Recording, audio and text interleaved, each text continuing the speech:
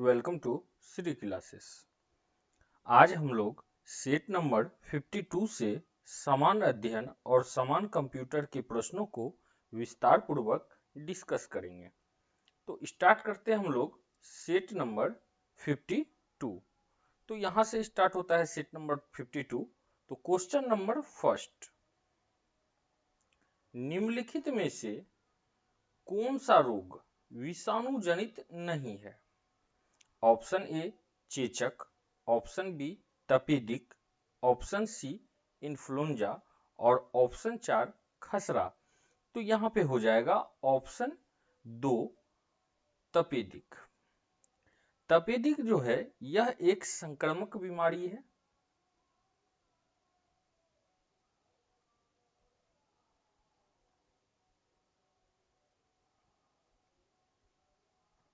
और ये जो है माइक्रोबैक्टीरिया के कारण होता है।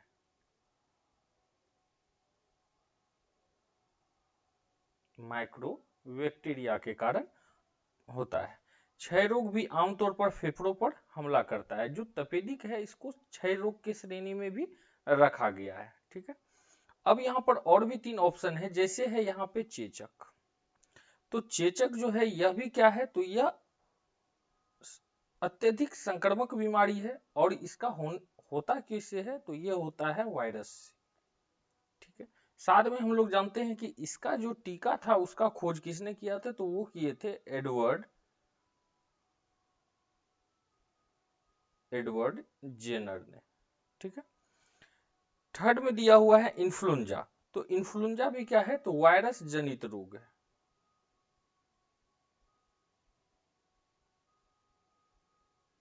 और फोर्थ में है खसरा। तो खसरा क्या है, खसरा भी एक संक्रामक बीमारी है। ठीक है, अब देखते हैं हम लोग नेक्स्ट प्रश्न को।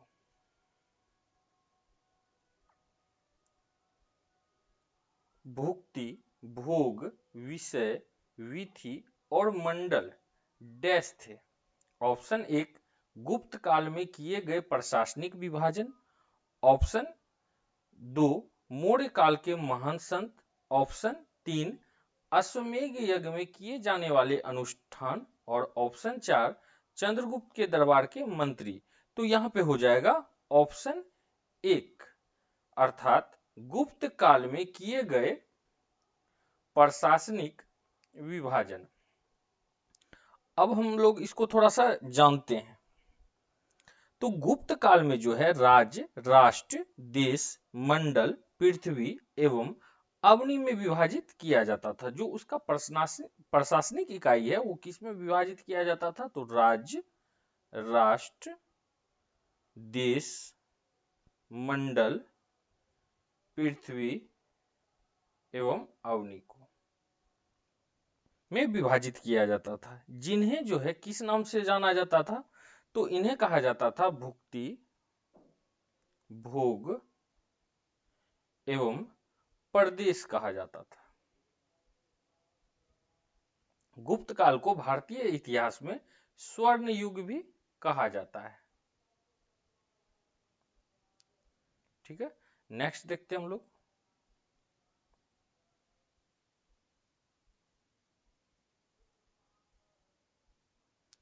निम्नलिखित में से किस बहुउद्देशीय परियोजना का निर्माण नर्मदा नदी पर किया गया है? ऑप्शन ए सरदार सरोवर परियोजना, ऑप्शन बी मेट्टूर परियोजना, ऑप्शन 3 फरक्का परियोजना और ऑप्शन 4 तो कोरबा परियोजना।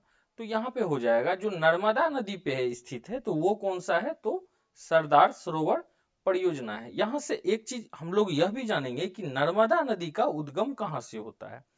तो गुजरात राज्य में नर्मदा नदी पर स्थित कौन सा परियोजना है, तो सरदार सरोवर परियोजना है गुजरात राज्य में। ठीक है, तो अब नर्मदा नदी के विषय में जानते हैं। तो नर्मदा नदी का जो उद्गम है यह कहां से होता है, तो इसका उद्गम होता है अमरकंटक से।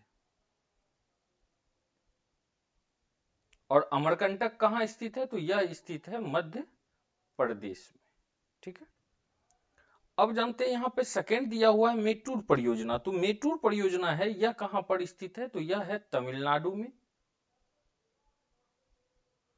और किस नदी पर है, तो कावेरी नदी पर है।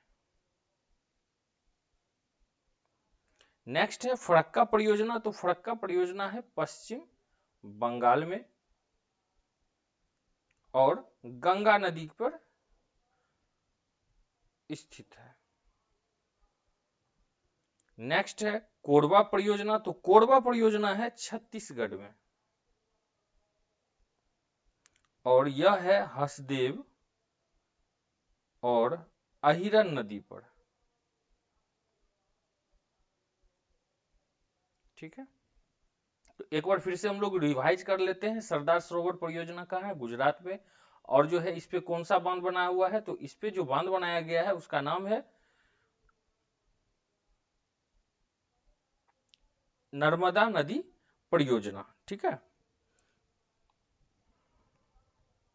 सॉरी, नर्मदा नदी पे जो बनाया गया है इसका नाम है सरदार सरोवर परियोजना, जो कहाँ पे स्थित है, तो यह स्थित है गुजरात में।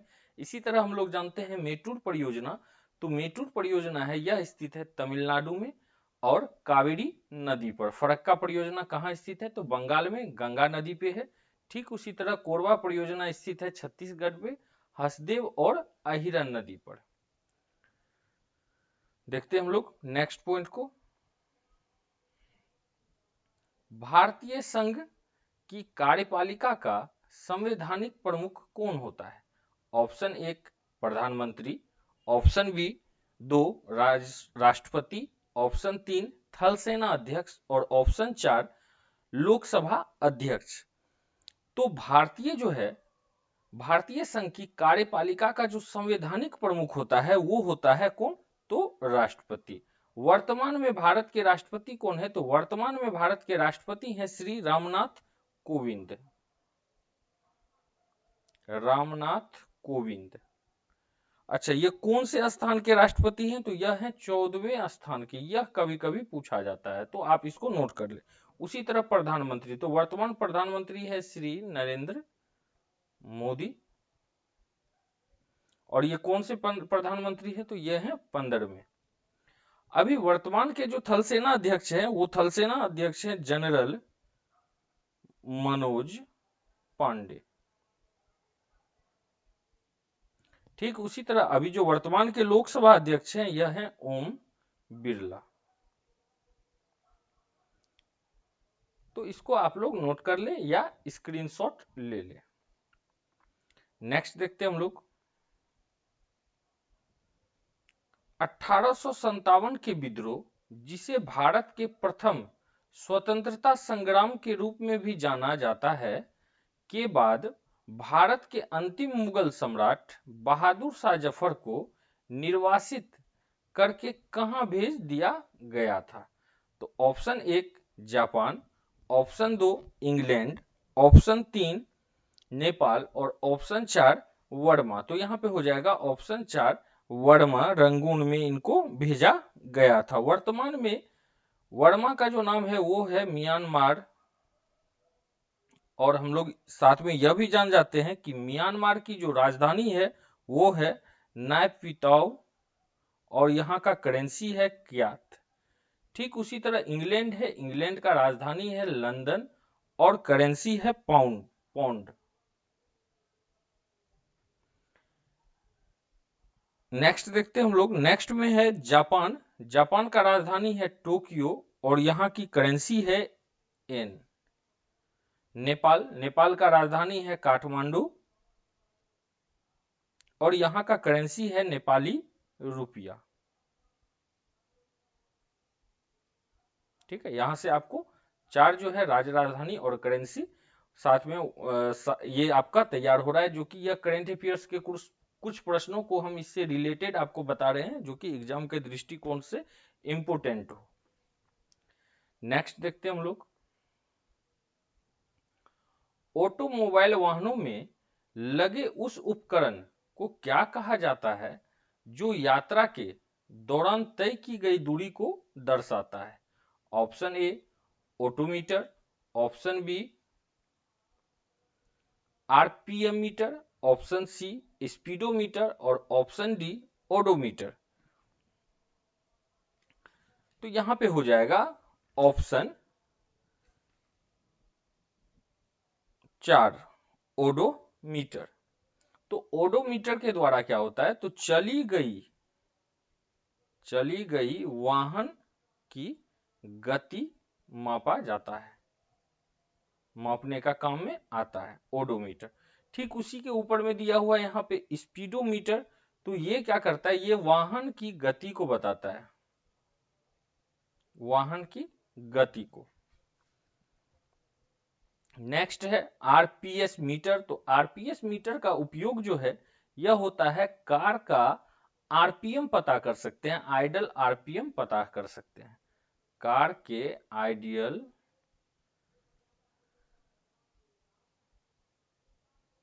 आरपीएम पता कर सकते हैं। इसी तरह है ऑटोमीटर। तो ऑटोमीटर का काम होता है पैटर्न मैचिंग का।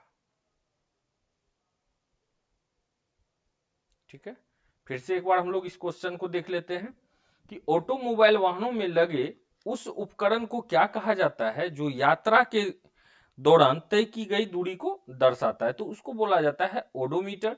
इसके द्वारा हम लोग चली गई वाहन का गति को माप सकते हैं। दूसरा जो पॉइंट दिया हुआ है यह है स्पीडोमीटर। तो स्पीडोमीटर से हम लोग सिर्फ वाहन का गति माप सकते हैं। आरपीएम मीटर का उपयोग जो है कार के आइडल आरपीएम को पता कर सकते हैं, और ऑटोमीटर का जो काम होता है वो होता है पैटर्न मैचिंग का। ठीक है, देखते हैं हम लोग नेक्स्ट प्रश्न को।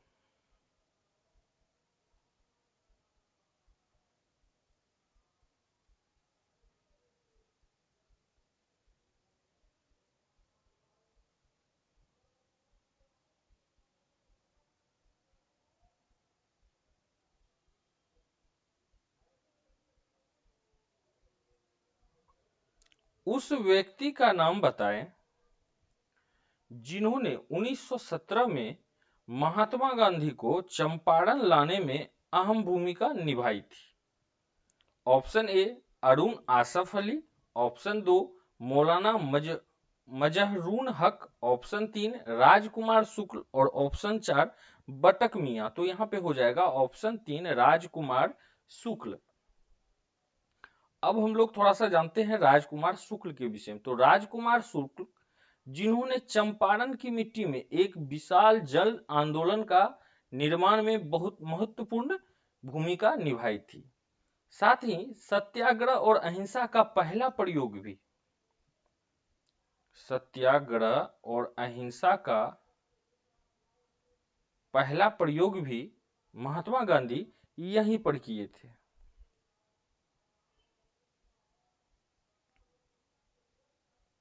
कभी कभी एक क्वेश्चन पूछता है महात्मा गांधी के द्वारा चलाया गया पहला सत्याग्रह, तो उस स्थान पे आप क्या करिएगा, भारत में अगर बात होगा भारत में तो वो हो जाएगा चंपारण का। और यह आंदोलन कब हुआ था, तो यह हुआ था 19 अप्रैल 1917 को।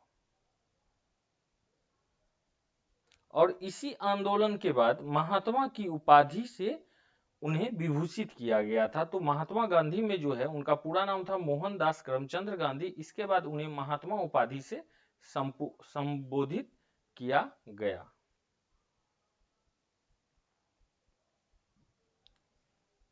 नेक्स्ट देखते हैं हम लोग। नगर पालिका का सदस्य बनने के लिए आवश्यक न्यूनतम आयु भारत के संविधान के अनुच्छेद 243 में निर्धारित किए गए अनुसार डैश है। ऑप्शन 1 21 वर्ष, ऑप्शन 2 25 वर्ष, ऑप्शन 3 35 वर्ष, और ऑप्शन 4 18 वर्ष। तो यहां पे हो जाएगा ऑप्शन 1 21 वर्ष। नेक्स्ट देखते हैं हम लोग। पंपास, स्टेप्स, सवाना और प्रेरीज सभी प्रसिद्ध डैश के नाम हैं। ऑप्शन 1 झरनों, ऑप्शन 2 चक्रवातों, ऑप्शन 3 अमेरिका में स्थित झीलें, और ऑप्शन 4 घास के मैदान। तो यहाँ पे हो जाएगा ऑप्शन 4 घास के मैदान। तो यहाँ से हम लोग जान जाते हैं, जैसे यहाँ पे दिया हुआ है पंपास, तो कभी कभी पूछा जाता है कि पंपास घास के मैदान कहाँ पाया जाता है, तो ये पाया जाता है अर्जेंटीना में। पंपा और स्टेप्स जो है यह मध्य अर्जेंटीना में पाया जाता है। ठीक है, इसी तरह यहाँ पे है सवाना। तो सवाना घास के मैदान यह पाया जाता है अफ्रीका, अमेरिका और भारत में। अफ्रीका, अमेरिका का और भारत में। ठीक इसी तरह एक लास्ट भी है कि प्रेरी। प्रेरी जो है यह घास के मैदान मुख्य रूप से पाए जाते हैं उत्तरी अमेरिका में।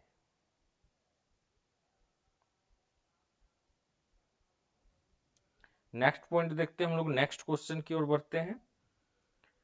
निम्नलिखित में से किस उपकरण का उपयोग प्रत्यावर्ती धारा को दिष्ट धारा में परिवर्तित करने के लिए किया जाता है?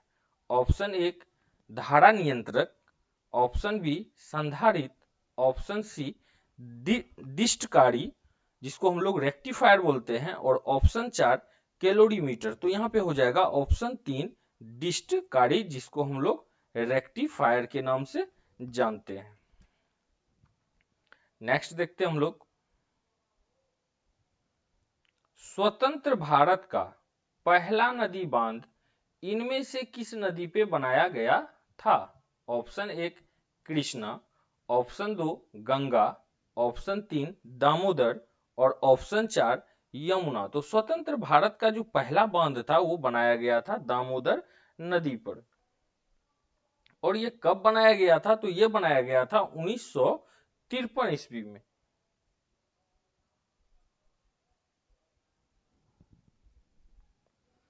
और दूसरा भी जो बांध बोला जाए तो दूसरा भी बांध 1955 पर में यह भी जो बनाया गया था, तो यह भी बनाया गया था किस पे? दामोदर नदी पे बनाया गया था। इस चीज को याद रखें कि पहला जो है वो भी दामोदर नदी पे बनाया गया था। ठीक है, और कब बनाया गया था? तो 1953 में बनाया गया था। दूसरा भी दामोदर नदी पे बनाया गया था, तो कब बनाया गया था? 1955 में इसको बनाया गया था। नेक्स्ट देखते हैं हम लोग,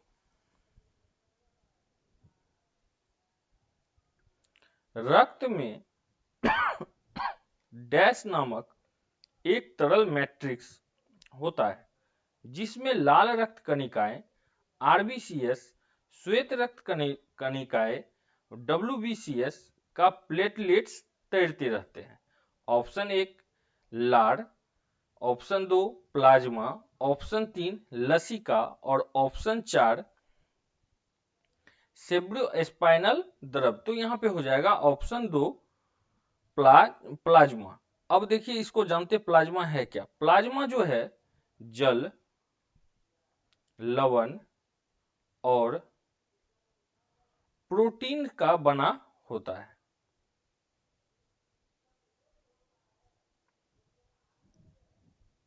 और मानव शरीर का आधा भाग रक्त प्लाज्मा का होता है। ठीक है, मानव शरीर का जो है आधा भाग रक्त प्लाज्मा का होता है।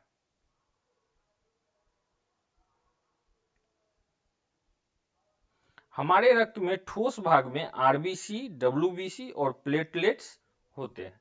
आरबीसी का अर्थात हो गया रेड ब्लड सेल, डब्ल्यूबीसी का अर्थ हो गया व्हाइट ब्लड सेल।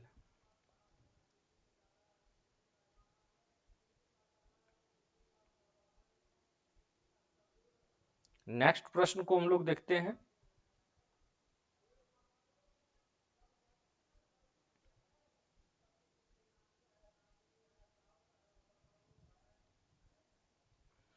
सल्तनत शासक गयासुद्दीन बलबन ने किस अवधि के दौरान दिल्ली पर कब्जा किया और यहां पर शासन किया था? तो ऑप्शन 1 1206 से 1223, ऑप्शन 2 1290 से 1322, ऑप्शन 3 1266 से 1287 और ऑप्शन 4 1321 से 1334। तो यहाँ पे हो जाएगा ऑप्शन सी 1266 से 1287। अब बलबन के द्वारा कुछ काम भी किए थे, कुछ अच्छे वर्क किए थे, और साथ में जो है कुछ ऐसा भी बलबन के द्वारा किया गया कार्य है जो कि बार बार किसी न किसी कंपटीशन में पूछता है, जैसे कि रक्त एवं लौह की नीति,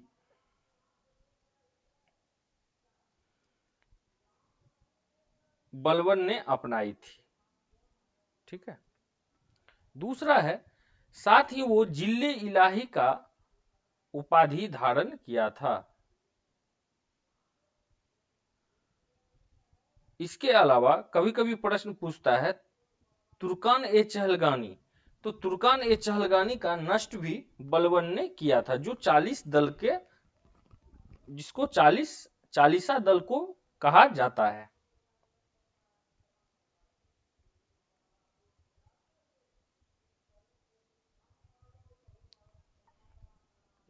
साथ में बलबन की जो मृत्यु हुई थी, गयासुद्दीन बलबन की, इनकी मृत्यु हुई थी 1286 ईस्वी में।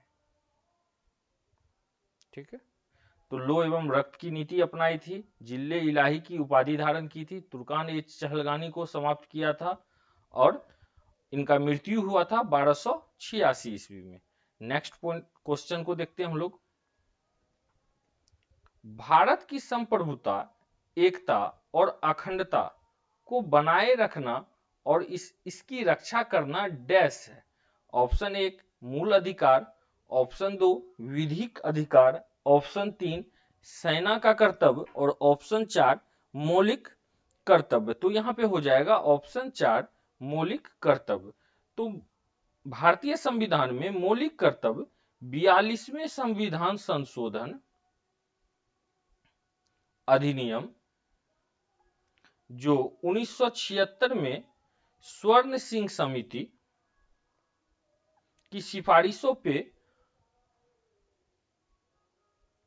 भाग 4A में शामिल किया गया था। ठीक है, इस पॉइंट को याद रखें। कभी कभी पूछा जाता है कि मौलिक कर्तव्य भारतीय संविधान में किस संशोधन के तहत जोड़ा गया था, तो आप वहां बताइएगा 42वें संविधान संशोधन 1946 में। और यह हुआ था किसके नेतृत्व में? तो यह हुआ था स्वर्ण सिंह समिति के सिफारिश पर इसको भाग 4A में जोड़ा गया है। नेक्स्ट क्वेश्चन को जानते हैं हम लोग। डैश को कोशिका के पावर हाउस के रूप में जाना जाता है। ऑप्शन 1 कोशिका द्रव, ऑप्शन 2 माइटोकॉन्ड्रिया, ऑप्शन 3 केंद्रक, और ऑप्शन 4 अंतःपदवीय जलिका। तो यहां पे हो जाएगा ऑप्शन 2 माइटोकॉन्ड्रिया को। माइटोकॉन्ड्रिया को जो है power house of the cell बोला जाता है। ठीक है, power house of the cell, क्योंकि यह सेल्यूलर श्वसन के माध्यम से भोजन से ऊर्जा निकालने के लिए जिम्मेदार है। तो इसी के साथ हम लोग जीके के जो प्रश्न थे, जीएस के, और साथ में जो करंट अफेयर्स के प्रश्न थे, उसको हम लोग डिस्कस किए। अब हम लोग डिस्कस करेंगे कंप्यूटर के प्रश्न को।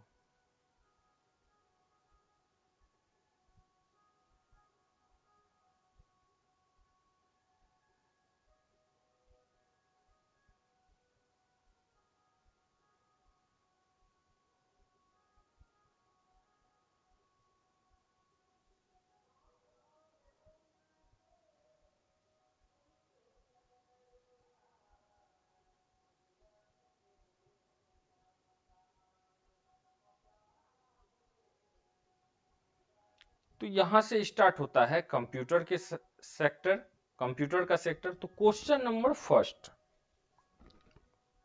निम्नलिखित में से कौन सा कंप्यूटर के हार्डवेयर का एक भाग नहीं है?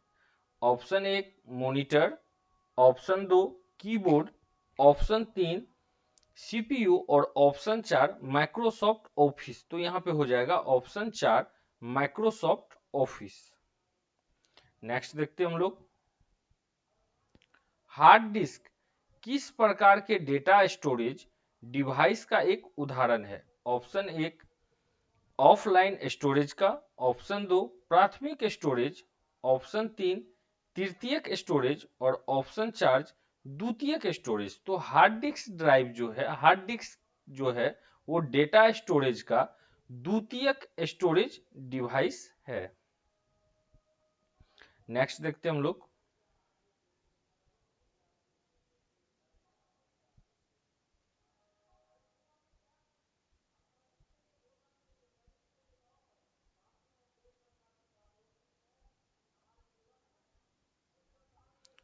पीओपी एक ईमेल संबंधित प्रोटोकॉल है। पीओपी का पूर्ण रूप क्या है? Option 1 post office progress, option 2 partial order program, option 3 partial order protocol और ऑप्शन 4 पोस्ट ऑफिस प्रोटोकॉल। तो पीओपी जो है, यहाँ पे पीओपी का जो अर्थ होगा यह होगा पार्शियल ऑर्डर प्रोटोकॉल। सॉरी, यहाँ पे पीओपी का अर्थ हो जाएगा post office protocol, post office protocol. ठीक है, तो ऑप्शन 4।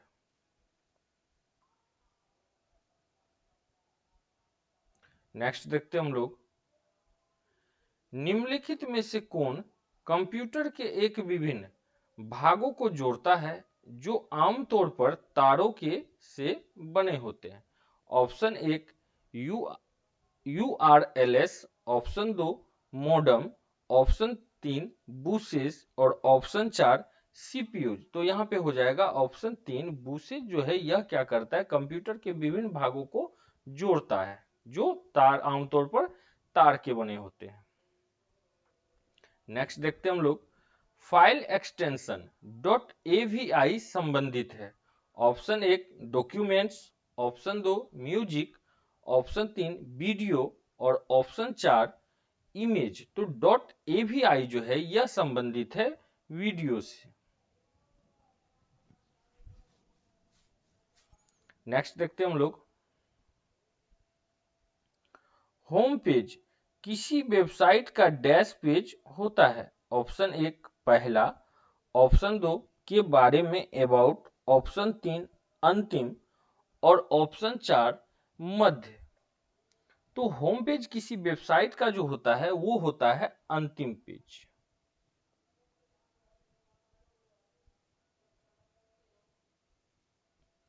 नेक्स्ट देखते हैं हम लोग, माइक्रोसॉफ्ट पावर पॉइंट में सभी स्लाइड्स को देखने के क्रम में किसका प्रयोग किया जाता है? ऑप्शन 1 ब्लू स्लाइड सॉर्टर का, ऑप्शन 2 व्यू स्लाइड का, ऑप्शन 3 व्यू मास्टर का और ऑप्शन 4 व्यू स्लाइड शो का। तो यहाँ पे हो जाएगा ऑप्शन 1 व्यू स्लाइड सॉर्टर का प्रयोग किया जाता है। नेक्स्ट देखते हैं हम लोग, एमएस एक्सेल में सभी फॉर्मूले किस सिंबल के साथ आरंभ होते हैं? Option 1 plus, option 2 @ option 3 Hutch और ऑप्शन 4 इक्वल टू। तो यहाँ पे हो जाएगा ऑप्शन 4 इक्वल टू से आरंभ होते हैं। नेक्स्ट देखते हैं हम लोग, एमएस एक्सेल वर्कशीट में निरंतर सेल की एक सीरीज को सेलेक्ट करने के लिए निम्नलिखित में से किस कुंजी की का प्रयोग किया जाता है? Option 1 CTRL, option 2 shift, option 3 alt और ऑप्शन 4 टैब। तो यहाँ पे हो जाएगा ऑप्शन 3 अल्ट का प्रयोग किया जाता है। नेक्स्ट देखते हैं हम लोग, विंडो 8 में ओपन विंडो के द्वारा साइकिल फॉरवर्ड करने के लिए किस शॉर्टकट की का प्रयोग किया जाता है?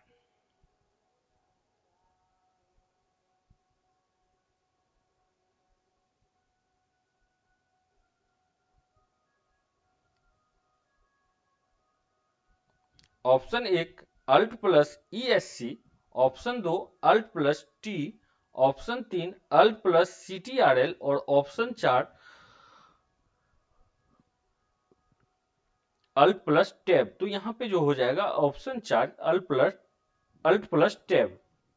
अर्थात विंडो 8 में ओपन विंडो द्वारा साइकिल फॉरवर्ड करने के लिए जो जो शॉर्टकट की है वो कौन सा है? अल्ट प्लस टैब है। नेक्स्ट देखते हैं हम लोग, माइक्रोसॉफ्ट वर्ड में CTRL प्लस राइट एरो का प्रयोग किस लिए किया जाता है? ऑप्शन 1 कर्सर को दाईं ओर अगले वर्ड पर मूव कराने हेतु, ऑप्शन 2 कर्सर को एंड लाइन पर लाने के लिए, ऑप्शन 3 कर्सर को डॉक्यूमेंट के एंड में लाने के लिए, और ऑप्शन 4 कर्सर को पैराग्राफ के नीचे लाने के लिए। तो यहाँ पे हो जाएगा ऑप्शन 1 कर्सर को दाईं ओर अगले वर्ड पर मूव कराने हेतु। नेक्स्ट देखते हैं हम लोग, एमएस एक्सेल में किसी वर्कशीट के शीर्ष टॉप पर निम्नलिखित में से क्या दिखाई देता है? Option 1 formula bar, option 2 horizontal scroll बार, ऑप्शन 3 स्टेटस बार, और ऑप्शन 4 वर्टिकल स्क्रॉल बार। तो यहाँ पे हो जाएगा ऑप्शन 1 फॉर्मूला बार। नेक्स्ट देखते हैं हम लोग, एमएस पावर पॉइंट में फर्स्ट स्लाइड के लिए किस कमांड का प्रयोग किया जाता है? Option 1 page up, option 2 page down, option 3 CTRL plus home, और ऑप्शन 4 CTRL प्लस इंड। तो यहाँ पे हो जाएगा option 3 CTRL plus home. Next देखते हैं हम लोग, एमएस वर्ड में CTRL plus S option 1 document को अलग नाम से सेव करेगा, ऑप्शन 2 डॉक्यूमेंट को विभिन्न नाम और क्लाउज डॉक्यूमेंट के साथ सेव करेगा, ऑप्शन 3 डॉक्यूमेंट को समान नाम से सेव करेगा, और ऑप्शन 4 डॉक्यूमेंट को क्लोज करेगा। तो यहाँ पे हो जाएगा डॉक्यूमेंट को समान नाम से सेव करेगा, CTRL plus S। Next and last प्रश्न को देखते हैं हम लोग, एमएस वर्ड में निम्नलिखित में से कौन सा दृश्य विकल्प व्यू ऑप्शन किसी डॉक्यूमेंट के कंटेंट को बुलेट पॉइंट के रूप में दर्शाता है? Option 1 draft, option 2 outline, option 3 print layout, और ऑप्शन 4 वेब लेआउट। तो यहाँ पे हो जाएगा ऑप्शन 2 आउटलाइन। इसी के साथ हम लोग सेट नंबर